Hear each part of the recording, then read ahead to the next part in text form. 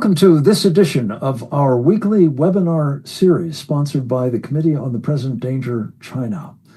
This is a program we've done now for, I think, at least 2 years, aimed at a single purpose, and that is raising awareness on the part of Americans, most especially, of the threat we face from the Chinese Communist Party and the various ways in which that threat is being advanced, unbeknownst to most of us, because of the, well, they call it unrestricted warfare character of the assault they've engaged against us for decades.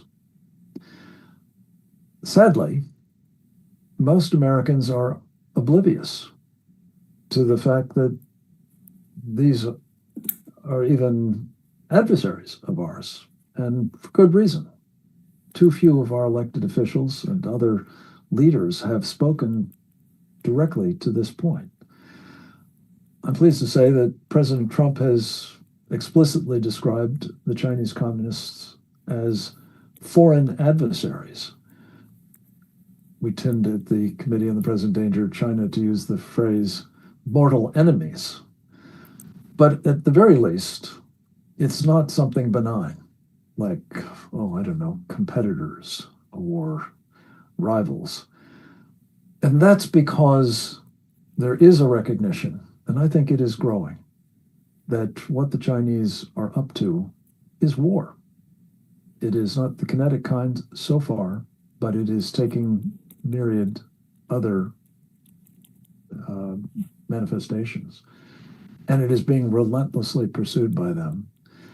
We're going to talk in the course of this program about one of those relentless lines of attack, if you will, that we've touched on in the past and often with the featured presenter in this particular program, Cleo Paskal, namely the political warfare that the Chinese Communist Party is using to insinuate itself into and otherwise exert control over the Western Pacific, the first and second island chains as they're known, as well as the littorals, the areas like Japan and South Korea, and of course Taiwan and the Philippines.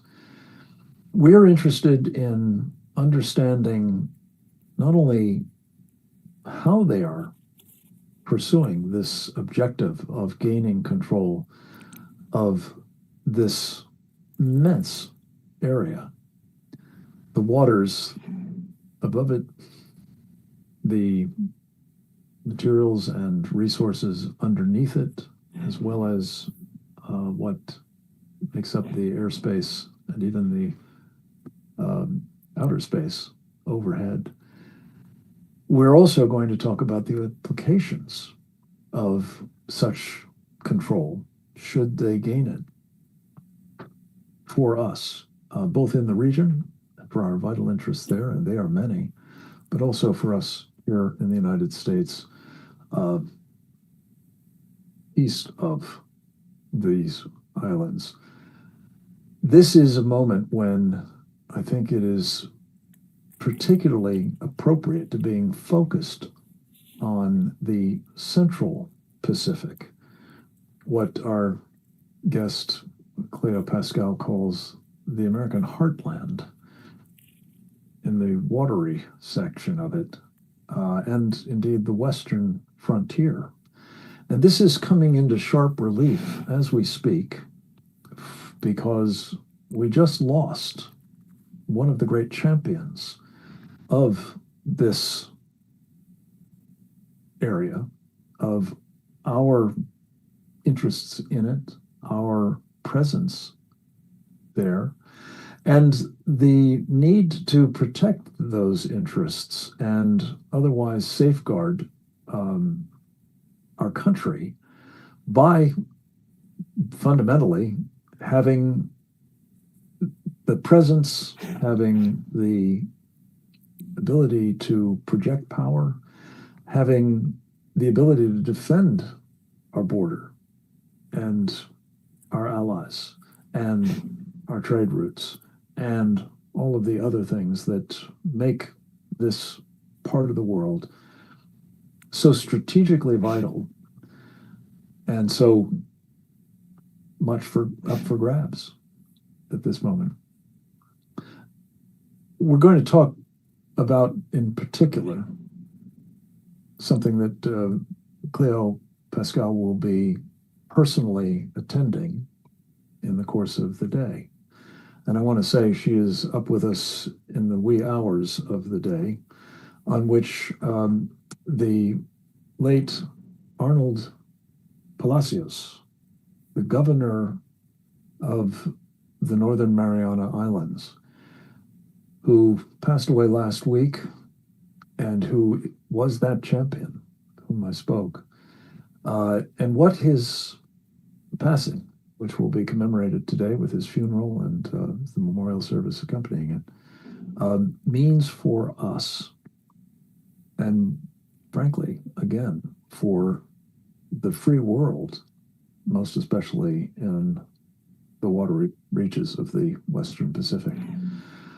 Cleo Paskal is, as I think you all now know, a senior non-resident fellow of the Foundation for Defense of Democracies. She is a regular columnist for the Sunday Guardian, I believe, in India, if I've got that right. She is also truly one of the great experts. I call her a binational treasure, as she hails from Canada originally, but she's very much focused on our interests in the United States as well.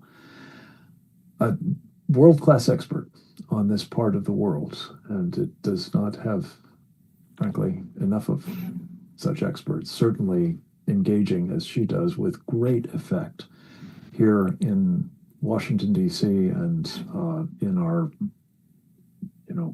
work, notably of the Committee on the Present Danger of China, more generally. We are deeply grateful to her for all of that, and most especially for her willingness to make enormous personal sacrifices to participate in programs like this with some regularity, and we're delighted to welcome her once again to the Committee on the Present Danger of China's webinar on the question of will the security of America's western frontier perish with Northern Mariana's governor, Palacios. Cleo, welcome. Over to you. Thank you very much, and thank you for covering this. And I wish it wasn't 3 a.m. so that I could open up the hotel bathroom. Sorry, this is. I'm a little jet lagged, so this could get interesting. Open up the hotel curtain behind me, and you could see how beautiful it is here. So, before launching into everything that's gone wrong here, first of all, I would just like to say how beautiful it is, and this is the island chain, the Commonwealth of Northern Mariana Islands. The southernmost island, Rota, is just about 60 miles north of Guam. So Guam is actually the southern Mariana Islands. This is the Northern Mariana Islands. Thank you very much, Oleg. This is a map of the Pacific showing exclusive economic zones. That's what the gray parts are. They show, because for every little island, you can claim up to 200 nautical mile exclusive economic zone around it. And often the U.S. maps will end with Hawaii. In this map, Hawaii is that large patch to the east, and you can see all those other dark blue things are the United States of America. So you have down in the south, you have American Samoa. Then circled in red, you have the Commonwealth of Northern Mariana Islands, where I am, and just below it is Guam. Bright green is Taiwan. So you can see that the U.S. is very, very much in the Pacific. This is U.S. soil with American citizens living on them. The waters of the Commonwealth of Northern Mariana Islands, where we are now, are contiguous with not just the waters of Guam, but the waters of Japan. So people will often say they're remote, but they're remote if you're sitting in New Jersey. If you're sitting in Japan or Korea or Taiwan, they're about a 3-4 hour flight. So this, where I am now, is close, within 3-4 hours, of some of the world's major population centers. And this place is beautiful. Rhoda's the Garden Island. It has incredible vegetation. You can go hunting for deer there. Here on Saipan, where I am, the beaches are beautiful. There's historical sites all over the place because this belonged to Japan from 1914 to 1944. And then this was the site of one of the most brutal World War II battles. This is the bonsai charges, suicide cliffs, all of those things that they highlight in World War II battle movies happened here. And you can go and commemorate at many historic sites, including a very good World War II museum.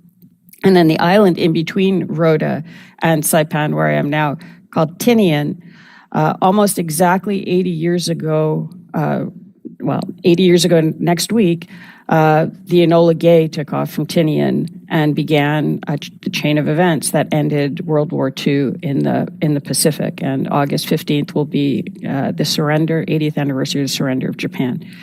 So this is one of the most interesting parts of the United States, one of the most beautiful parts of the United States, and it's one of the newest parts of the United States. After the war, it became, because Japan's mandate obviously was no longer extant, it became UN trust territory entrusted to the United States. There was a period right after the war and for quite a few years when Saipan was closed. The CIA was running all sorts of training operations here under a program that was run by what was called the Naval Technical Training Unit. And it then became the site for the Micronesian Congress, where delegates from all over Micronesia, those 3 countries just below Guam, Palau, Micronesia, and Marshall Islands, came here to Saipan to decide their post-war future. And the result of that was those 3 countries, Palau, Micronesia, Marshall Islands, voted to become independent, but to develop this very unique relationship with the U.S., the Compacts of Free Association, that allowed them to live and work in the U.S., that gives U.S. financial support for services, that gives them U.S. Postal Service. But what they gave was a deep tie to the U.S. that includes strategic denial. So foreign militaries can't operate there without U.S.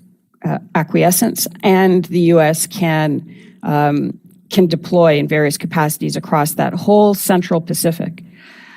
So that was decided here in Saipan. And that's what allows the U.S. to get to the first and second island chain. That's what makes the Central Pacific the strategic heartland of the U.S. Because as was found out in World War II, if a foreign power controls that whole area, which Japan did for 30 years, the U.S. isn't safe. But if it's free and open and outside the control of an aggressive foreign power, economies can flourish across the region and the U.S. is safe. So what's going on now is China is very actively, through political warfare, trying to undermine that agreement across those 3 countries, Palau, Micronesia, Marshall Islands. And one of the ways that they're doing it is they're coming in through the Commonwealth of Northern Mariana Islands, here, the U.S. This location allows Chinese to enter without a visa. The woman that runs, that represents CNMI in the U.S. Congress, has been advocating for a lifting of the caps on direct flights, and we'll get to all of that. But I'd like to now talk about the place is beautiful, and the place also has heroes. And one of the great heroes, American heroes, was the governor of the Commonwealth of Northern Mariana Islands, Arnold Palacios, who passed away on July 23rd.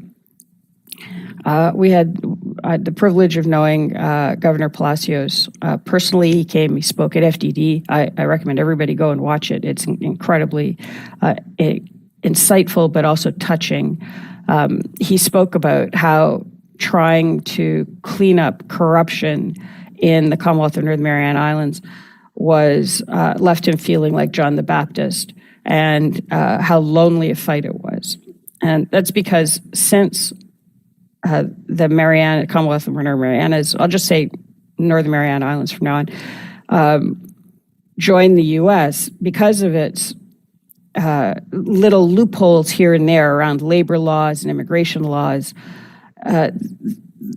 Some of the worst people in the world, but also some pretty dodgy Americans, have tried to use it as an entry point. So this was the Chinese set up garment factories with slave labor-like conditions. I mean, they had people just horrible, horrible stories. But that was facilitated in part by Jack Abramoff. There's always a domestic component to the facilitation of these outside forces.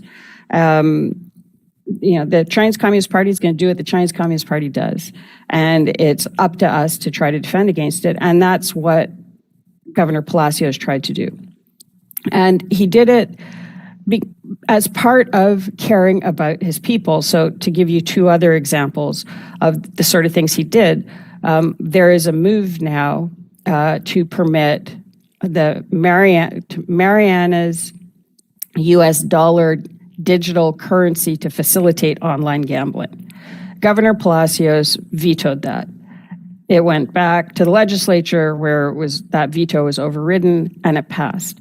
He also, at a very personal level, did things like tried to make sure that there was a public cemetery available here, because they're burying people 4 feet deep in other cemeteries. There's a private one, there are church ones.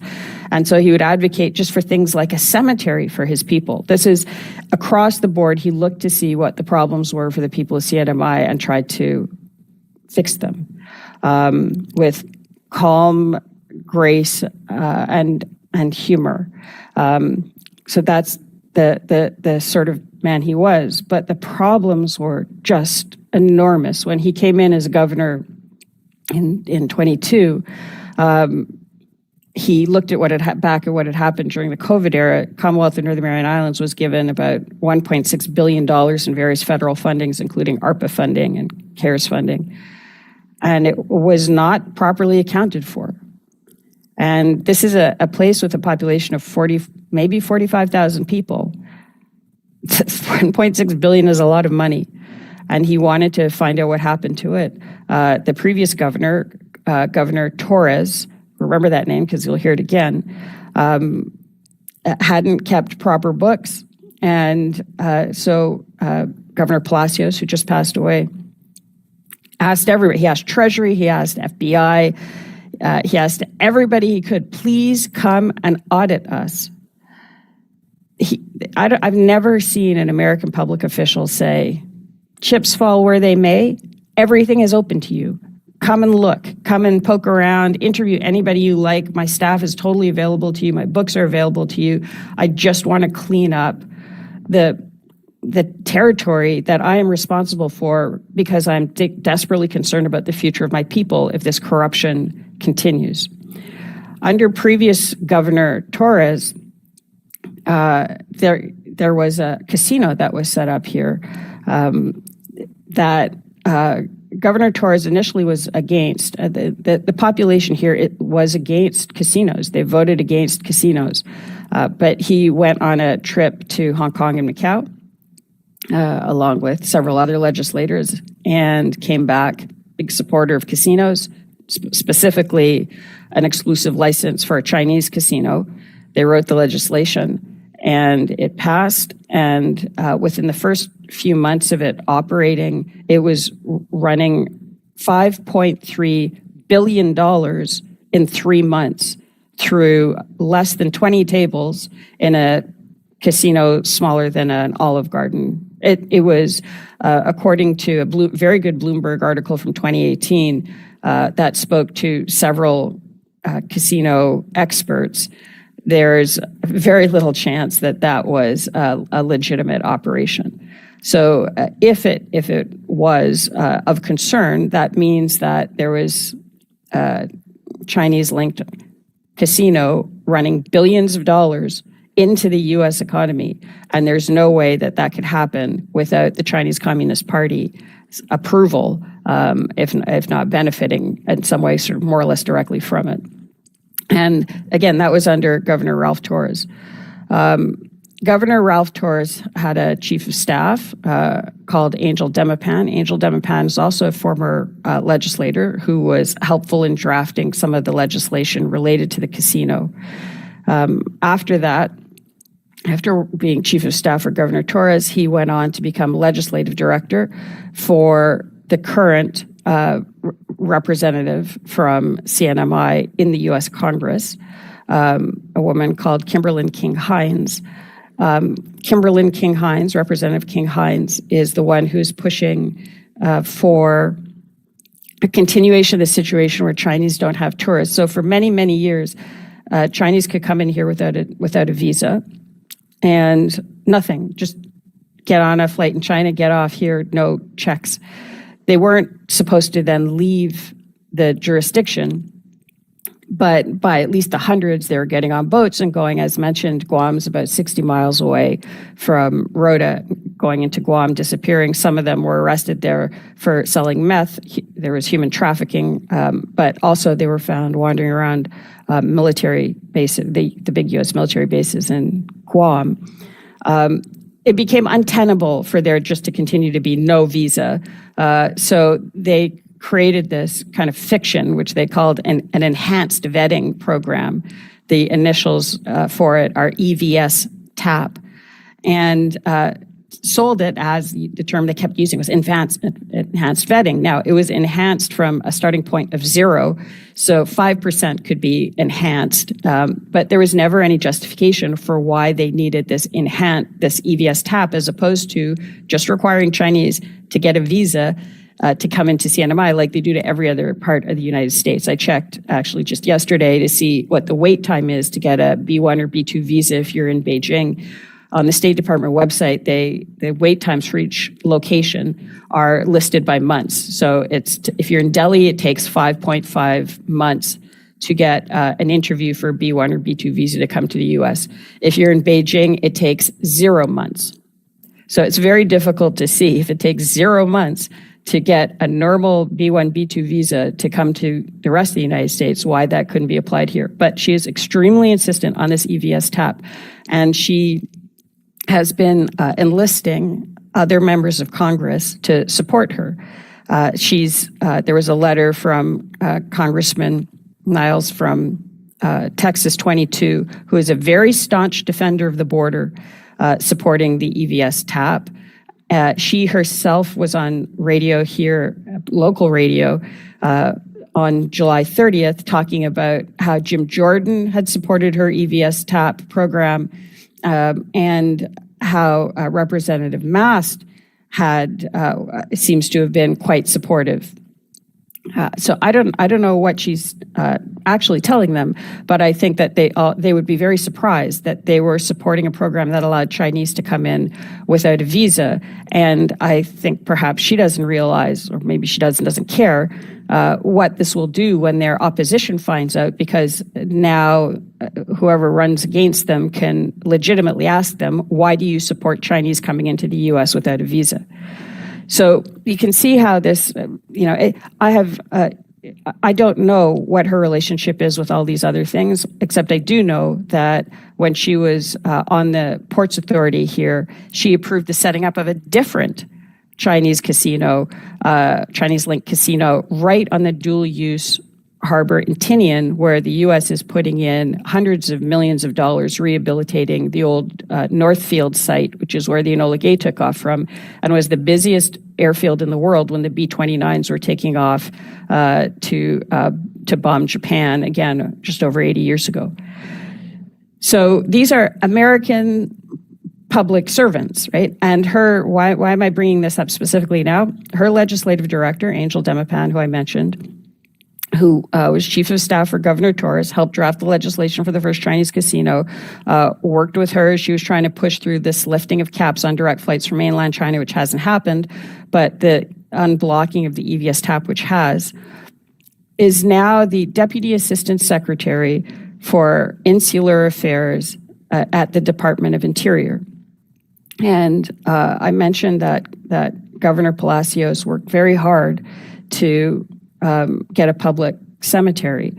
And he will be tomorrow, or within a few hours now, he will be the first person to be buried at that cemetery. And yesterday I attended the consecration of the cemetery grounds. And the key speaker representing the U.S. government was Angel Demipan, the Deputy Assistant Secretary for Insular Affairs at the Department of Interior, who helped write the legislation to push through the Chinese casino and who has been very supportive of Chinese coming in without a visa. And that's what's going on here. And everybody who is there knows. They're going, where is the rest of the U.S.? We're Americans. You're building military bases here to protect us from the kinetic warfare. Where is the defense against the political warfare? What's going on? And so Arnold Palacios, Governor Palacios, did everything he could to ensure that, if you had talked about Saipan in DC, people will all roll if they've heard of it, they'll roll their eyes and they'll go, oh, that place is incredibly corrupt. It's like from the movie Chinatown, where people will go, forget it, Jake, it's Chinatown. And it is literally becoming Chinatown. And what happens here doesn't stay here.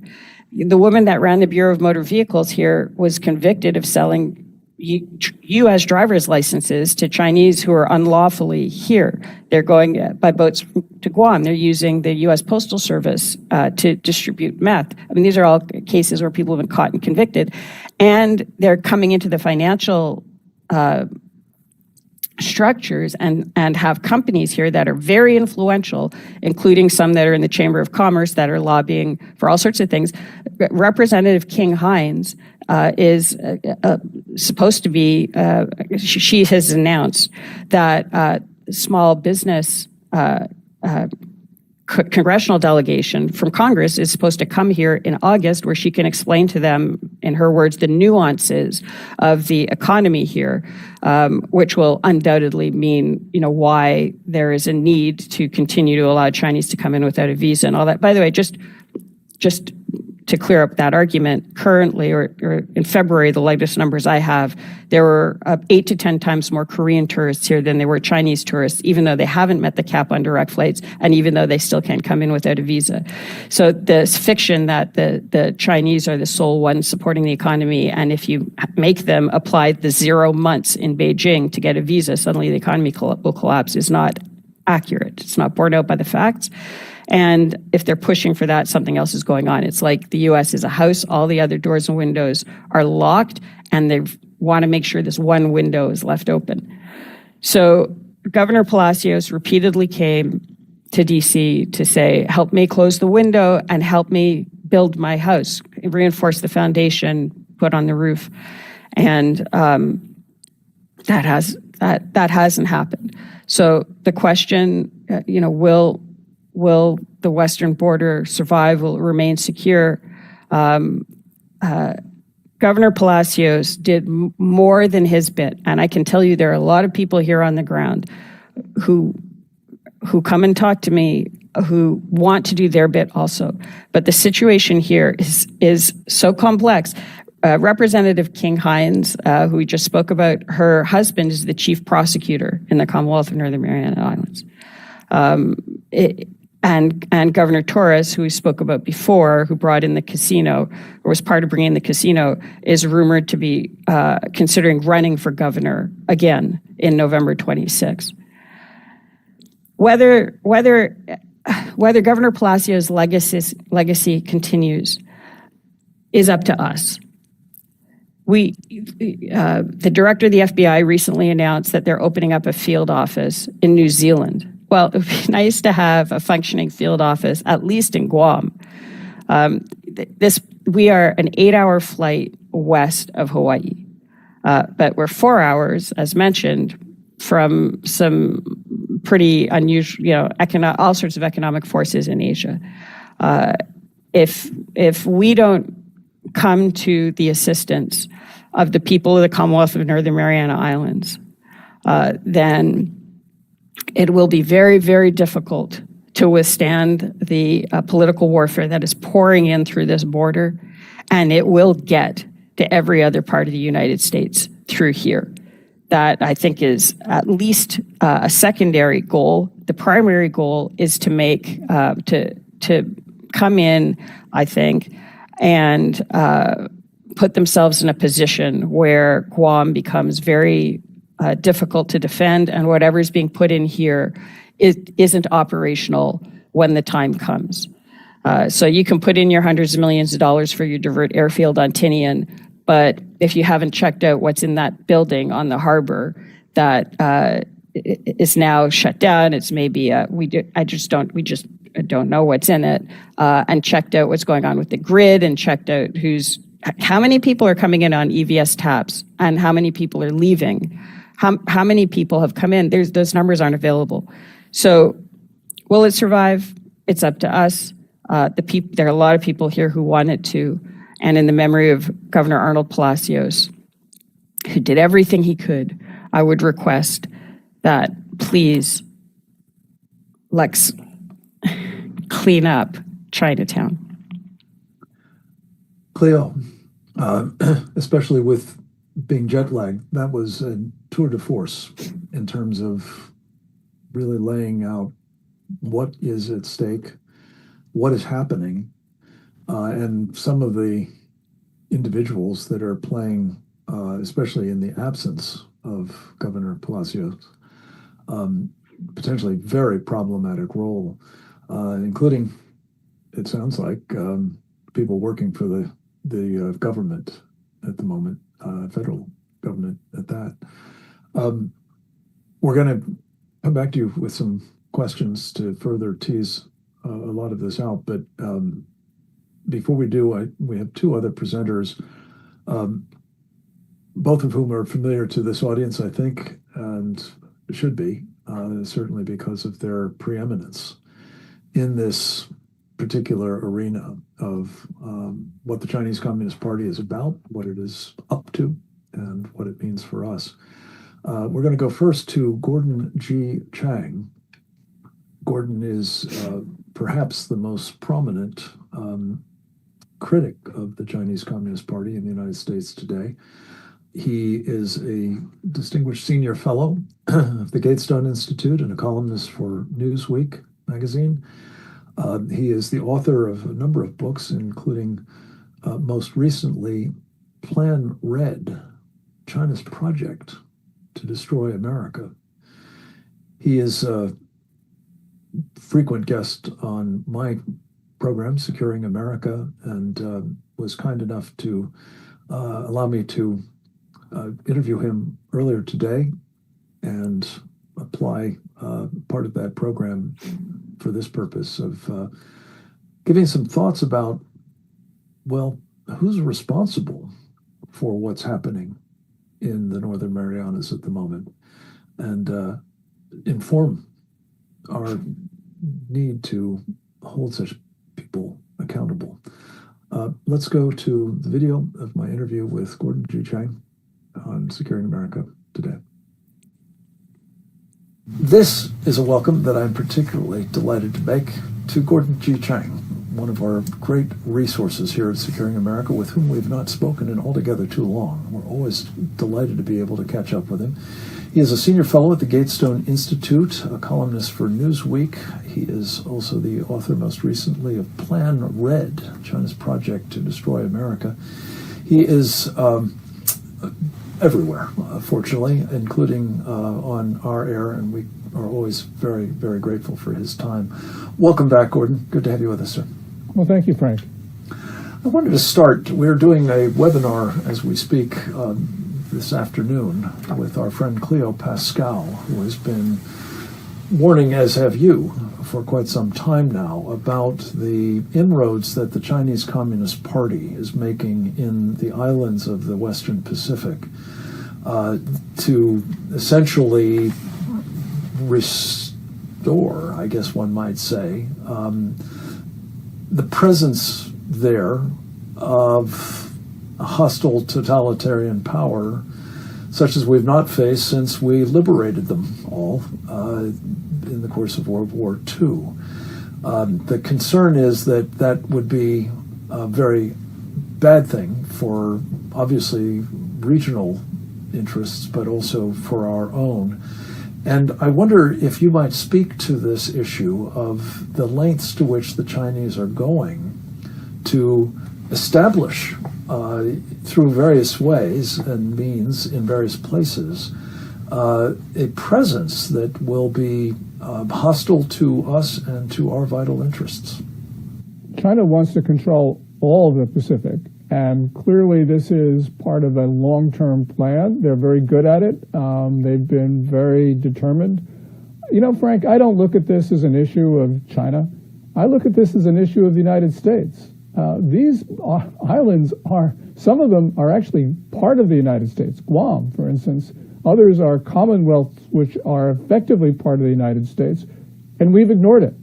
So, the Chinese want to control it. They're using corruption. You know, it's basically the Chinese playbook from around the world. But this is an issue of Americans letting them do it. This is our territory. This is our country. So, let's complain about the Chinese. But let's look at ourselves, because we have the ability to stop this. We have the ability to remove the Chinese from these areas. We can enforce our laws. We're not doing any of this. So shame on us. Point taken, Gordon. And I guess in terms of how we might displace them, what are you thinking of as the tools available to us for the purpose? First of all, let's enforce our laws. We know that the Chinese are engaging in all sorts of criminal practices, including buying of officials. And the FBI is not interested at all in this, which is, to me, incomprehensible. Of course, there's all sorts of domestic concerns about the FBI. But we've got a foreign enemy that is assaulting us. So let's stop worrying about Democrats. Let's start worrying about the country that intends to kill Americans and has been killing Americans through fentanyl and COVID and all the rest of it. I have this very little patience for domestic squabbling right now in the face of a foreign enemy. And Frank, this is how we lose our country. We are the strongest country by far, almost every metric. But we can lose our country, and we can lose it very soon because we're not confronting the Chinese enemy. Let me calm down. But in terms of what we do, we enforce our law. We don't allow Chinese tourists into these areas. We don't allow flights from China. And we have all sorts of pressures on those islands for more Chinese tourists. So that's what we do there. We remove their businesses from them, and we start getting ICE.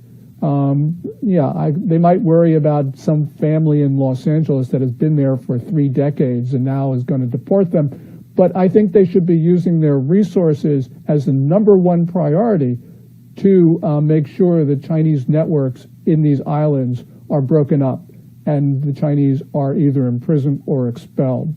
So this is really important. It's a question of priorities. Yes, we should deport every illegal alien, but we need to break up the Chinese networks first, because these networks actually threaten the security of our nation and even maybe its existence.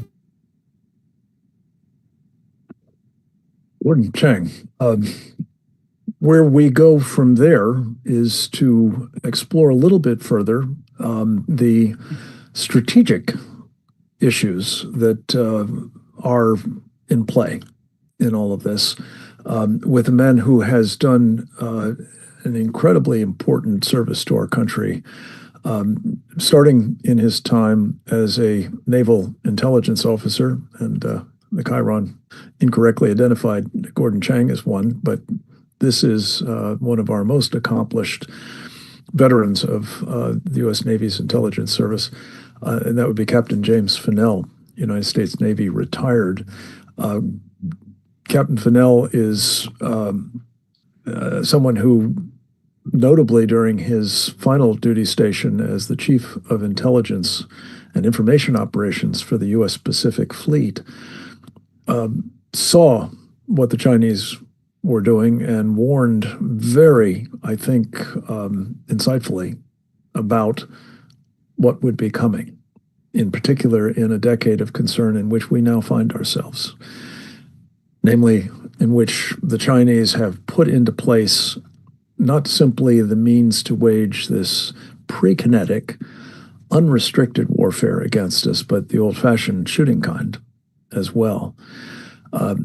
He is a very important member of our Committee on the Present Danger China, and someone with whom we have collaborated closely in a number of ways, including by also featuring him on our television program, Securing America. We caught up with him earlier today on the show and have asked him to basically discuss what amounts to unilateral disarmament with respect to the hard-won islands of the Central Pacific and the degree to which our mortal enemy is likely to benefit from such disarmament. Let's go to the videotape with Captain Fanell at this point. It's a very strategic area, and the happenings that have been going on in this American territory, the Northern Marianas, we wouldn't know a lot of it except for Cleo, Paskal, and folks like Grant Newsham. But Cleo especially has been in country, in the region, meeting and talking with these people over several years. And so when we learned of the death, untimely death of the governor early this month, or last month now, in July, a lot of concern about what were the circumstances of that and the whole surrounding of his passing. But more importantly, his life and his message brought up the fact that what we're really talking about is this infiltration of the People's Republic of China into American territory. And so one of the things that, in addition to all the depth of knowledge that Cleo is providing, I am concerned about the fact that while the President of the United States has talked about that the United States border is closed, I think we should be really precise in saying the continental United States borders have closed on the northern and southern borders with Canada and Mexico. But it's clear from what Cleo's told us and what we know from the fact that Chinese can come in without visas into the Northern Marianas, that we have an open border in this very strategic area. And so in addition to getting the FBI and other agencies in there to investigate what China's done in terms of money laundering and corruption in that government, we need to have the Secretary of Homeland Security, the border czar, and maybe even the Department of the Interior looking into what's going on there so that we can cauterize and seal this off. Because if we don't, the implications are severe. And as we've been talking about, and we know this is area that we fought for over 80 years ago. And American Marines especially, but sailors and others, died fighting on these islands throughout the Northern Marianas and other parts of the Pacific and the Western Pacific and the South Pacific and the Oceania, these island nations like the Solomons and Kiribati, Tarawa. And so if we allow the Chinese to infiltrate, not just to have corruption and influence our governments there, but they're undoubtedly infiltrating what I would call a fifth column of not just political agitators and political warfare agents, but they're going to infiltrate military actors, people that are going to, in the event of hostilities, whether the Chinese decide to invade Taiwan this year, next year, 2027, or by 2030, those people that are from the PLA that have come into these areas, into our territory, they can be used to disrupt our military operations, and they'll undoubtedly be used to kill American Marines again. So nobody wants to see that, and that's why this issue is so strategically important. I mean, geographically, Saipan, Tinian, these bases are closer to China than they are to than Guam is. So it gives the Chinese a stepping stone, if you will, to be able to step from mainland China across the first island chain into these islands and then be able to easily reach Guam or other areas. Who knows what they could do with covert operations, with special operations forces. their submarine force can be used to infiltrate more supplies and ammunition or things of that nature in the extreme case. There's no evidence of that now, but one of the failures that we have in our intelligence community and our government, in our quote unquote China hands in Washington, D.C., is that we do what I call this carpenter's rule of assessment. We snap a chalk line and we say, well, there's no ammunition there today. There are no Chinese submarines in Tinian today. There's no Chinese tanks or bombers in Saipan today, so there's nothing to worry about. But if you look at the strategic trend line of what China's been doing over the last 25 years and their expansion across the Pacific, you have to project in your mind and your intelligence to say, where will they be in 5 years? Where will they be in 10 years? And how will they use those facilities that we're upgrading right now, that Indo-Pacific Command is upgrading? How can those be turned around and co-opted by the PLA to be used against us to dominate the Pacific and destroy America's military capacity in this region, from our air forces and our 7th Fleet and Pacific Fleet, and obviously the Marines of the 3rd Marine Division out of Okinawa and other places in the Pacific there. So we have a big problem where we're not recognizing that, and as you said, and I think Cleo says it as well, I mean, people are not educated that this is American territory. It's not a state per se, so it doesn't have the same legal status in some areas, but it is American territory. And Americans have died for it, they fought for it, and they risked their lives for it 80 years ago. And through our own neglect and hubris and laziness and arrogance over the last 80 years, we've neglected this. We've neglected it from a political warfare perspective. We've neglected it from a good partner perspective. And with a little bit more investment and a little bit more attention to this, we can get this back, because the people in these islands are inclined to be supportive of us because they know what we did. They agree with our values. They don't agree with the Chinese Communist Party's totalitarian dictatorship. They don't want any part of that. They're willing to go there if no one else will help them. And so it's time for Americans to step up. Captain Fanell, as usual, very incisive and very timely warning from you.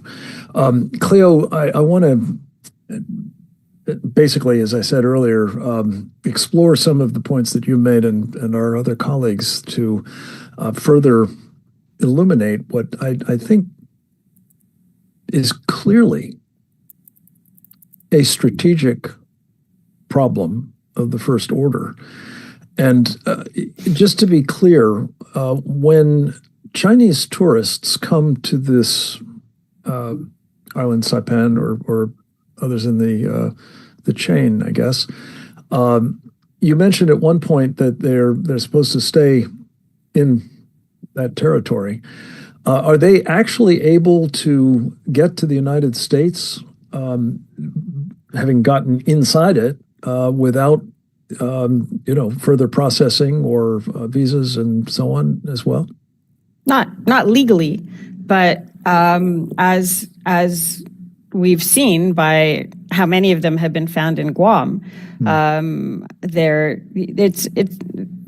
went to Rhodes, the island that's the closest to Guam, and an official there was telling me that it's so overt that they actually had one Chinese guy arrive on a flight to Rhodes with an inflatable dinghy as his luggage, and they have Chinese who will go around knocking on the doors of people who have boats in their yards asking to buy the boat.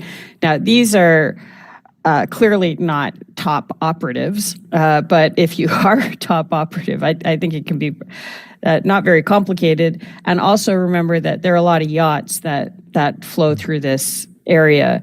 And there's one story that needs to be verified, which is when the casino was operating, there was a yacht that had left here and ran into trouble closer to the coast of Asia. And another boat came and started unloading bricks of cash from it. I don't know whether that is a true story or not. and we should know whether that's a true story or not. no You know, kidding. this stuff, the investigations are not hard. It's really, really not hard. It's all there. It's in the campaign financing documents, in the tax records, and I mean Treasury, FBI. There were two, just quickly, because again, I just want to get to the point. These are Americans, and they have been let down by their federal government. Two of the FBI agents who were here in part to investigate that Chinese casino ended up leaving the FBI and working in one way or another associated with Governor Torres.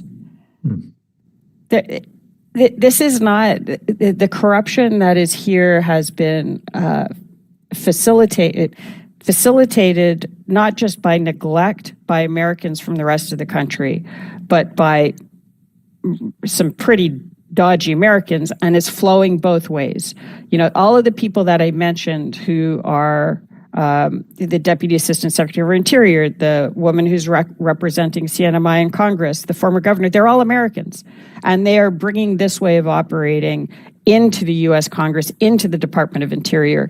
And it's the American people across the country who will suffer from this. This is obviously now quite systemic, isn't it? That the corruption, the casino in particular, I'm very interested in the role that you see it playing in, enabling not only the Chinese penetration and corruption and influence operations. But you kind of touched on this and alluded to it. I just want to draw you out.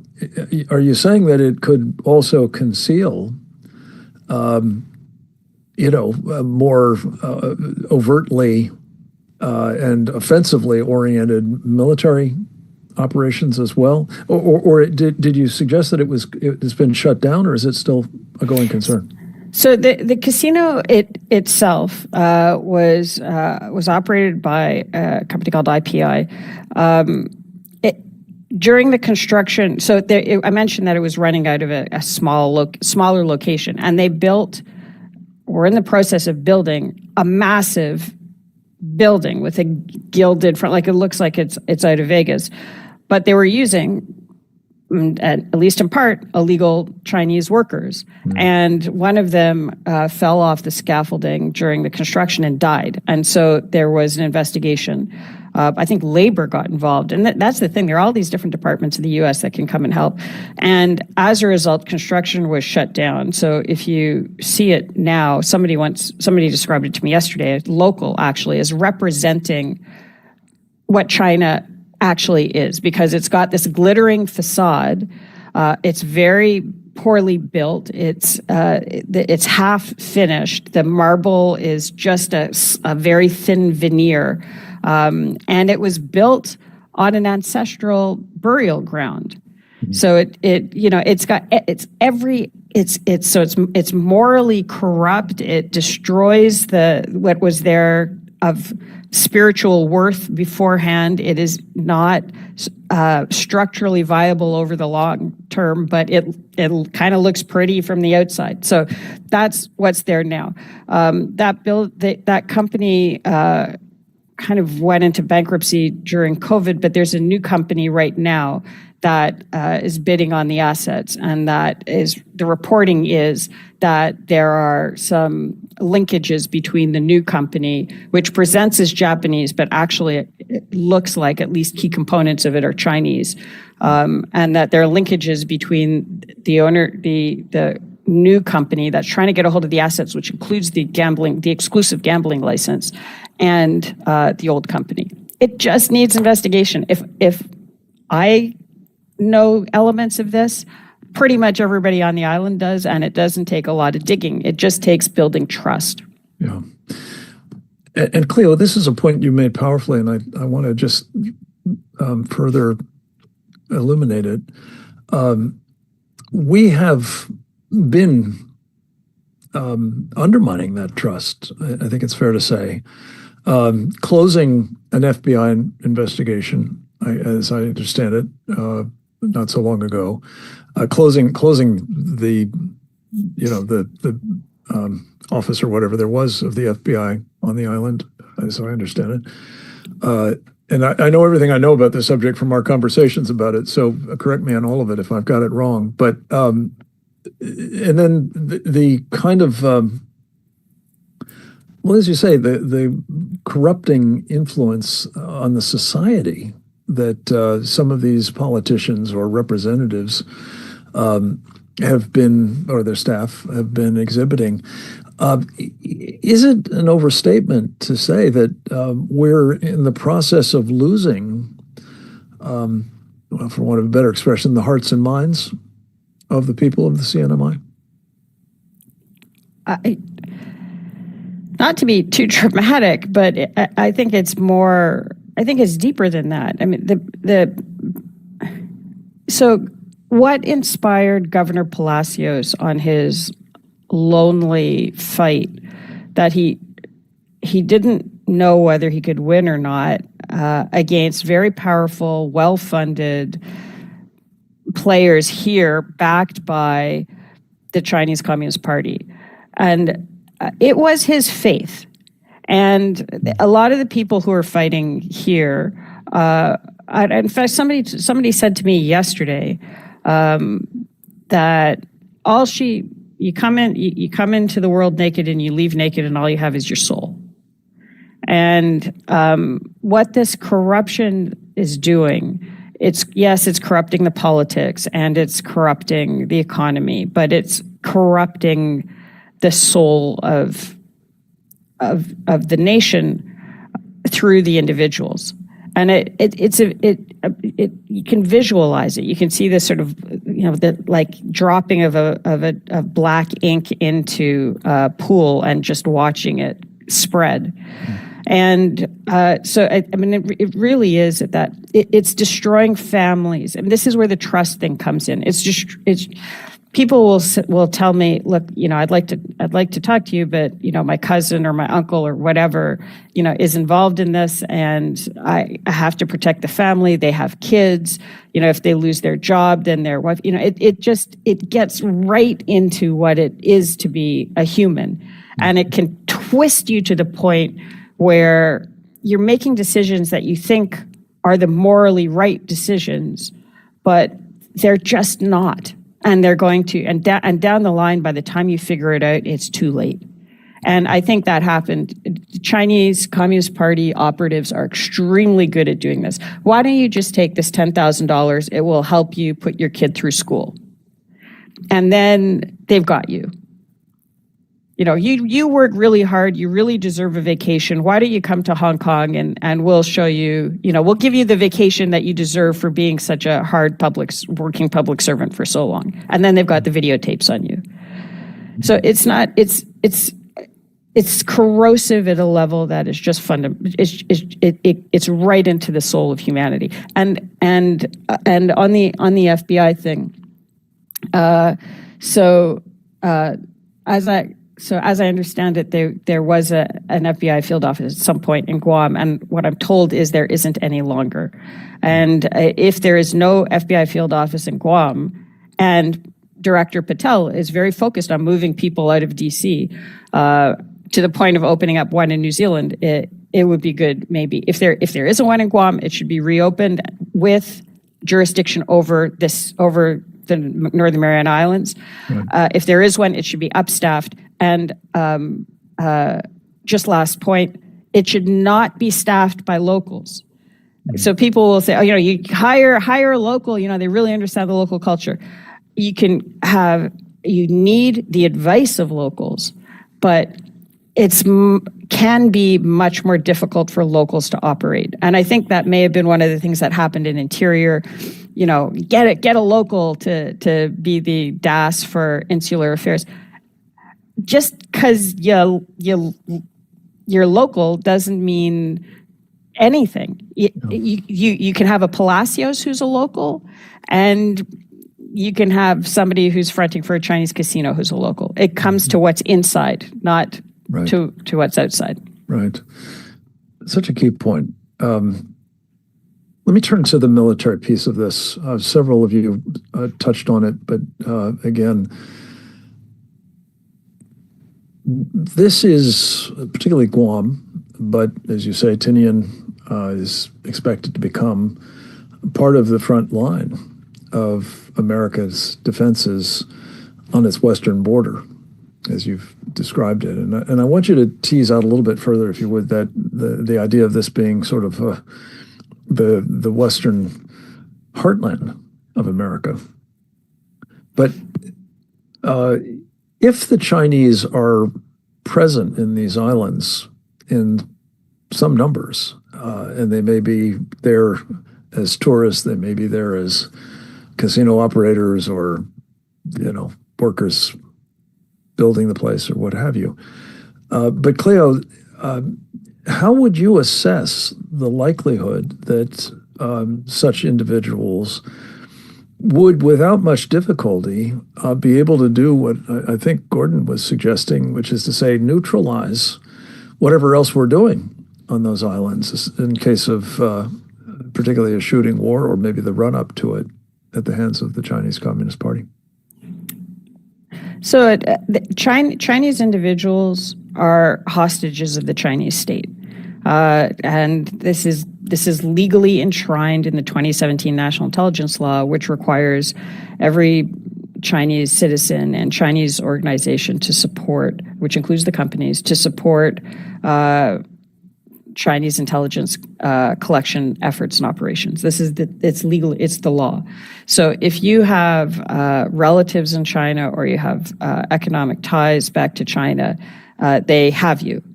So you can be, and I won't specify to protect the person, but I have a very good Chinese friend who had been living outside of China. She was a citizen of another country. She working very hard for many years. And I was with this person when they got a phone call from their professional organization, somebody who claimed to be from their professional organization, telling them who to vote for in the election in that professional organization. And my friend was shaken. She thought she had escaped it all, but the mother still lived in China. And so they knew that they had a hold on my friend to the point of being able to tell my friend who to vote for in the professional organization election. And they clearly cared who won that professional organization election because it advanced something for the Chinese Communist Party. So I just to explain, there are actual operatives whose job is to be emplaced, and you can put in a divert airfield on Tinian and you can have the best planes and the best runway, but if the pilots are incapacitated before they can get to the planes, you win. But you also have just people who are maybe trying to escape the Chinese Communist Party, but if they have ties back, they are, no matter where they are, they're hostages. You can't leave China without the Chinese Communist Party knowing you left China. And that's one of the things that needs to be understood about the tourists is, they had went through a process on the Chinese side to get a passport, to get a visa. They are tracked. The government knows everybody who leaves the country and where they're going and what they're doing. We have to get away from thinking that China is just like us. It really, really isn't. Yeah. Though there's reason to believe that we're becoming more like them all the time, unfortunately, in some very unsettling ways. But that's a subject for another day. Cleo, you've been very generous with your time, and it's exceedingly late, and I know you are jet lagged, but you've done a wonderful job. Could I just ask a final question? Because Gordon touched on it, but I want to get your thoughts on it as well, and maybe in so doing, if you could back the lens up a little bit, because while we've principally focused on this, confederation in this part of the Central Pacific, the Heartland, there are a number of other important islands in the surrounding area, some a distance away, given the size of the Pacific, but that I know you feel similarly, very strongly, are neglected at our peril. And again, in most cases, I think, the important ones at least, we actually fought and in some cases bled and in other cases died to extract from the clutches of a previous totalitarian power, the Imperial Japan. So if you could talk about what do we need to be doing right now, specifically with respect to the Northern Marianas, but why this is important to the larger question of what we must be doing to counter Chinese political warfare and influence operations and gray zone activities, as they're called in some quarters, possibly leading up to a shooting war at their hands. So thank you for asking that, and I'll tell you what's going on right now in Guadalcanal, if you like. Yeah, and the term, by the way, that the Filipinos use, which I like quite a lot, they call it illegal, coercive, aggressive, and deceptive. They say, so the initials are ICAD. They say what the Chinese are, because gray zone is a little fuzzy, so they say illegal, coercive, aggressive, and deceptive, and that really does cover a lot of it. So Guadalcanal, the island of Guadalcanal, is in the country of the Solomon Islands, which was recognized Taiwan until 2019 and then flipped to China. Two things that are going on there. One, to give an idea of the toll on the individual, there was a premier of one of the provinces, Daniel Suidani, who at the time of the switch wanted to keep Chinese companies out of his province because he was very concerned about how they behave, but also, and again, this keeps coming up over and over, at least in the Pacific. He actually said in the communique that was issued by his government, one of their concerns was that the Chinese Communist Party was systemically atheist, whereas they believed in freedom of religion, and they didn't want that component operating in Malaita. Anyway, the Chinese and their proxies went after him, and it's a long story, but it's very instructive to understand the mechanisms of political warfare and how individuals are targeted. And they used everything from trying to deny health care to funding his political opponents. And we can go into it another time. But the latest phase is lawfare. So he and one of his close associates are on trial for unlawful assembly. There were originally 3 charges, but they had to drop the first one because he wasn't even in the country. Like the charges are so spurious that, but even when he was premier of the province, he was making $800 a month. This is destroying the family economically. It's a constant stress. So that's what's happening at the individual level. And at the national level, the main regional organization is the Pacific Islands Forum. And so that brings leaders from all over together. And it's going to be in September in Solomon Islands. And the Solomon Islands government has effectively now barred Taiwanese from entry. So 3 countries in the Pacific Island Forum, Palau, Marshall Islands, and Tuvalu, recognize Taiwan. So this not only, and Taiwan is has observer status of the Pacific Island Forum, but undoubtedly at the behest of Beijing, Solomon Islands has now blocked Taiwanese access to Solomon Islands, which means they can't attend the Pacific Island Forum. And so we're now going to see what the countries who recognize Taiwan do. So it's a very clear example of how China is very happy to create chaos, fragmentation, this sort of entropic warfare at the individual level, destroy the families through fentanyl, through lawfare, but also at the regional level, destroy the organizations unless they submit to a Chinese way of doing things. Wow. Quickly, if you want, because you asked about what to do. So Please. So this is, I think that from a U.S. government perspective, there need to be 3.5 different policies towards how to deal with the Pacific Islands, because you tend to get this blob, right? But as we can see, the Pacific Islands, what falls under that rubric, varies from Hawaii, which is a state of the U.S., to the Solomon Islands, which is an independent country where a lot of Americans died, but the U.S. is actually dealing with it via mostly Australia, even though there's a U.S. embassy there, there's no ambassador, there's no consular services, and it takes the lead from Australia. So there's a very wide variance. And depending on the legal relationship between the U.S. and a specific Pacific island, there's a different toolkit. So saying that you're just looking at them all as a big blob is not, it doesn't reflect the different security priorities for the U.S. and it doesn't reflect the different toolkits the U.S. has for dealing with the region. So I think there are 3.5 different ways of dealing with it. The first is parts of the Pacific Islands that are the U.S. So Hawaii, Commonwealth of Northern Marianas, Guam, American Samoa, that's a whole different toolkit. You can send in the federal government, you can send in the FBI, send in Treasury, all that stuff. That's one bucket. The second are the 3 U.S. freely associated states, the ones that have that compact of free association with the U.S. that I mentioned, that where they can come and work in the U.S., they serve in the U.S. military, the U.S. Has strategic denial. That's Palau, Marshall Islands, Federated States of Micronesia. Those get dealt with separately. Now, there's overlap in some places, but there's a different toolkit and there are different priorities from the Chinese side about how to undermine them. Then the third category is all the rest of the Pacific Islands, like the Solomon Islands and Kiribati and Tonga. Those are a different bucket, different toolkit.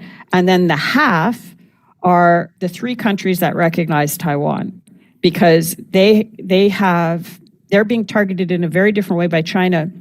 And because they recognize Taiwan, you can bring in Taiwan as a partner to help them defend themselves from the political warfare. So you have these, and allies is also different. If you're looking at a place like Palau, Japan is a much better ally than Australia. Japan has a historical linkage there. It's geographically much closer. The Australians have no historical linkage there. But if you're looking somewhere else, maybe you're justified to bring in Australia and New Zealand. But the Australian and New Zealand diplomatic community have spent a lot of time in DC trying to convince the U.S. that the Pacific is this one whole that you deal with through the Pacific Island Forum and the Pacific Futures 2050, whatever it is, and Canberra and Wellington are the Pacific Island whisperers, and everything has to run through them. And as a result, you're getting this bottom-up look at the Pacific, as opposed to what was crafted by Americans who fought in World War II, from John F. Kennedy through to Bush Sr., who fought in the Pacific and lost friends in the Pacific. They created an architecture that has ultimately been expressed in that map that we saw at the very beginning, where there are these parts of the U.S. like the Commonwealth of Marianas and Guam, but there are also these 3 islands in the middle, which is the core of the Central Pacific, because they realized, in fact, like McKinley did and like Teddy Roosevelt did, that if you can't get across the Pacific, or if a hostile power is in the middle of the Pacific, the U.S. isn't safe and you can't trade. So it's a matter of those 3.5, which tells you what the U.S. strategic and economic priorities are. This is an architecture that's been developed over 150 years of American foreign policy, and it gives you the different toolkits and the different leaders that should be involved in implementing those policies. Where can people find more out about those toolkits and implementation of the policies? Is that so? This is the first time that I've talked about it publicly. So, well, I think we've outed it. But so if I ever get any sleep, I'll write it up. Good. Okay. Well, I hope that you will in the very near future.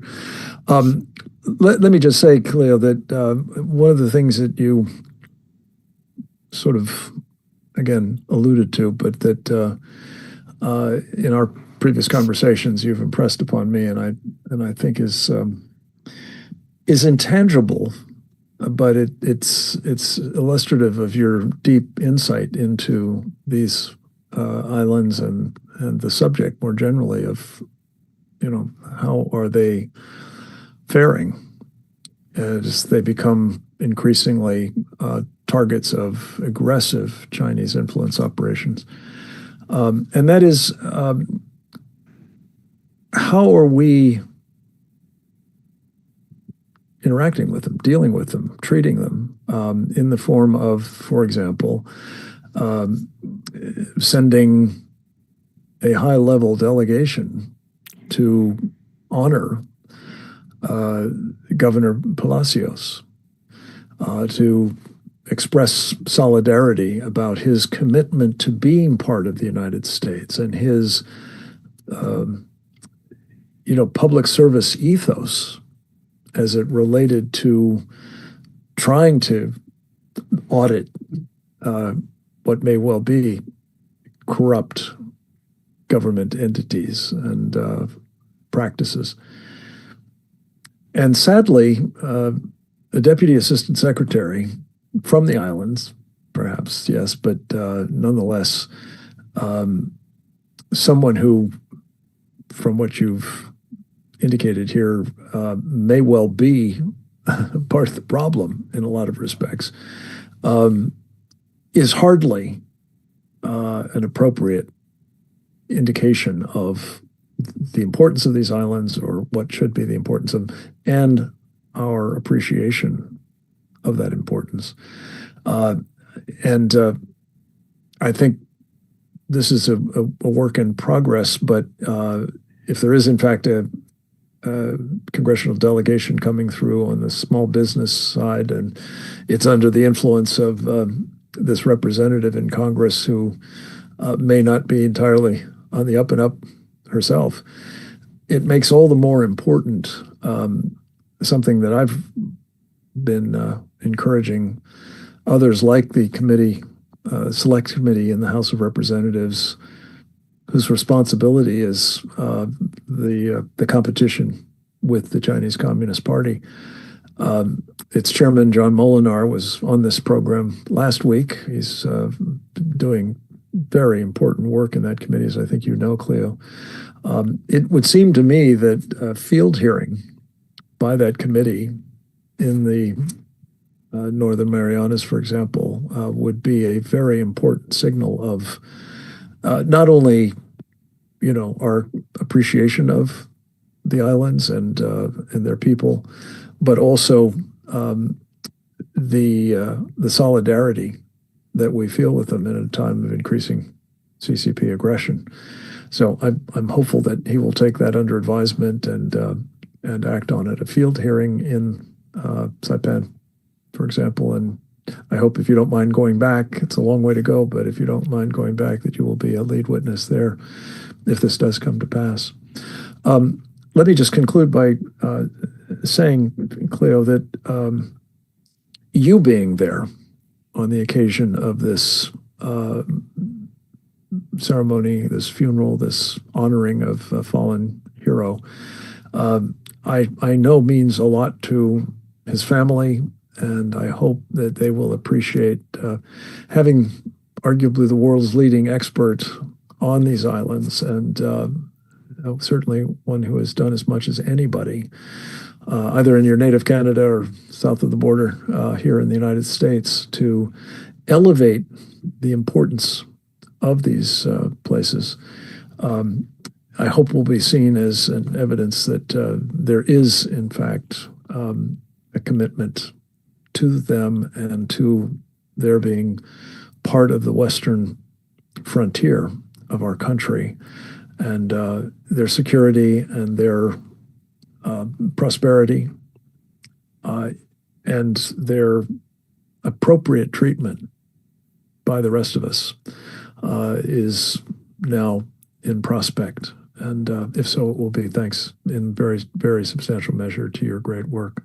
So thank you for all of that. And thank you for getting up in the middle of the night, jet-lagged as you are, to contribute so importantly to this program. I thank as well our friends Gordon Chang and Captain James Fanell for their contribution to the program as well.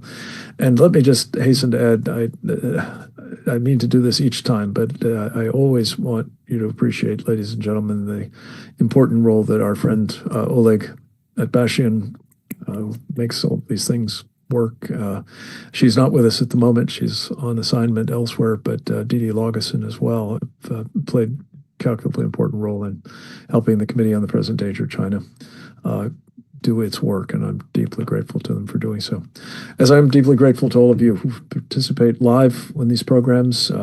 Your subscription to them for free at presentdangerchina.org ensures that you find out about them. We change the times around, unfortunately, often at the last moment, but please do sign up at presentdangerchina.org and participate in them as often as you can. And we always say, once the final product is in hand, and it's usually within hours of the end of the program, thanks to Oleg, please make sure that others in your circles of influence are aware of them, and especially on a time like this, the important insights that we've shared and the actions that will enable us to have better policies in place and hopefully deter the Chinese Communist Party from what it clearly has in mind, which I believe is taking these islands, denying us their use, and otherwise undermining our position in the Pacific and